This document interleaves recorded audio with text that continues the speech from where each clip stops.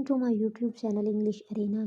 Today again I am with you with another story and I will read that story in front of you. Then I will tell you the all advanced structure, verbs and tenses that has been used in this story. So without any delay, let's start our story. Today our story is about the sick lion and the fox. One day an old lion realized that he was too old to hunt for food. realize का मतलब होता है महसूस करना. ठीक है. एक दिन एक बूढ़े बादशाह ने महसूस किया कि ही वॉज टू ओल्ड. वो टू ओल्ड का मतलब होता है बहुत ही ज़्यादा बूढ़ा हो चुका है.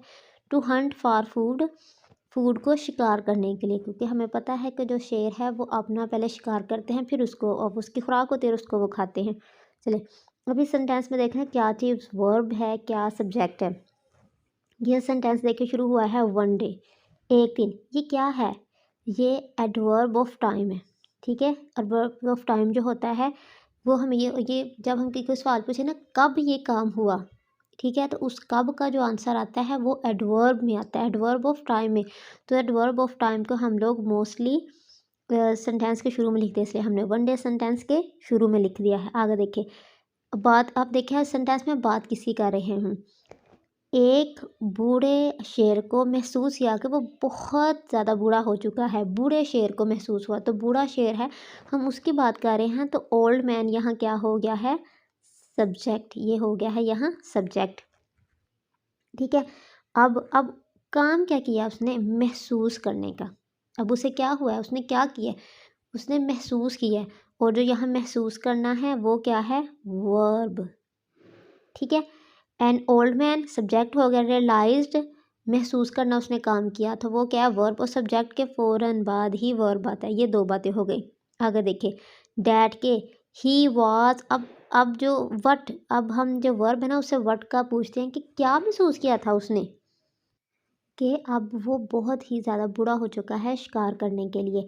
ये जो नेक्स्ट वाला है बहुत ही बूढ़ा शिकार करने की, ये क्या है? वर्ब का वर्ड का आंसर दे रहा है. और ये हमारा सारा क्या है? ये हमारा ऑब्जेक्ट है. ठीक है. अब हमने फाइंड कर लिया द और लाइन सब्जेक्ट है. रियलाइज उसमें उसके वो वर्ब है और वर्ब का आंसर दे रहा है. उसने क्या महसूस किया? उसने महसूस किया कि वो बहुत बूढ़ा हो चुका है शिकार करने के लिए. ये वर्ब का ऑब्जेक्ट है. ठीक है. सेंटेंस वर्ब ऑब्जेक्ट हमने इस सेंटेंस में, सब्जेक्ट वर्ब और ऑब्जेक्ट हमने इस सेंटेंस में फाइंड कर लिए. अब हम देखते हैं अपना नेक्स्ट सेंटेंस. नेक्स्ट सेंटेंस क्या है? The line was sure he would die soon. अब देख द लाइन वॉज, लाइन था, श्योर उसे यकीन था, ही वुड डाई सून वो जल्दी ही मर जाएगा.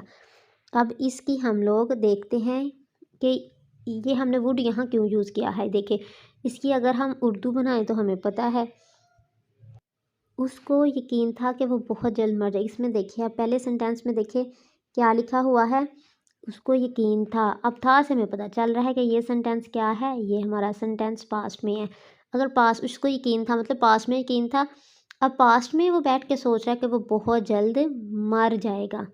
है घागी वाला सेंटेंस. हमें लग रहा है ये फ्यूचर है, लेकिन नहीं, उसने पास्ट में बैठ के सोचा है कि वो मर जाएगा. इसलिए अगर सेंटेंस का पहला हिस्सा पास्ट में है तो दूसरा हिस्सा भी हमेशा पास्ट में ही बनेगा. और विल का जो पास्ट होता है वो वुड होता है. ठीक है. इसलिए जितने भी जो सेंटेंसेस होते हैं जो पास्ट में होते हैं और आगे वुड लगा हो तो आपको ये कहना चाहिए, ये यकीन कर लेना चाहिए कि ये जो उसने बात गागी वाली सोची थी इसने पास्ट में सोची थी, इसलिए यहाँ विल की जगह वुड आया है. उसको ये यकीन था, ही वॉज श्योर डैट वो बहुत जल्द मर जाएगा, ही वुड डाई सून. ठीक है. अब आपको पता चल गया है कि वुड यहाँ क्यों आया है और कैसे हम पहचान कर सकते हैं कि वुड क्यों और कब आया है. क्योंकि ये पहला हिस्सा पास्ट में है तो विल का जो पास्ट होता है वो वुड होता है.